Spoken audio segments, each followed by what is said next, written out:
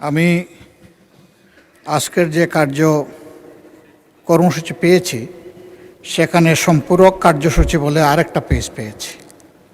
তো এখানে কিছু বিল সামনে আনা হয়েছে এবং এগুলা অধ্যাদেশকে কেন্দ্র করেই হয়েছে বলে আমার ধারণা।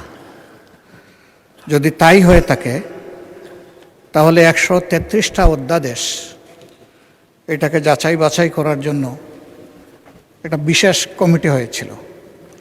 সেই কমিটি থেকে একটা রিপোর্ট সেদিন পেশ করা হয়েছে, আপনি যেটা অনুমোদন করেছেন।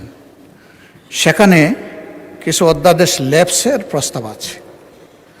আমরা এই বিষয়গুলো আগের যে নোটিশ পেয়েছিলাম তার সাথে মিলিয়ে আমরা দেখলাম যেগুলো ল্যাপস করা হয়েছে প্রস্তাবনায় সেগুলো খুবই গুরুত্বপূর্ণ এবং এটা জুলাই স্পিরিটের সাথে সম্পৃক্ত।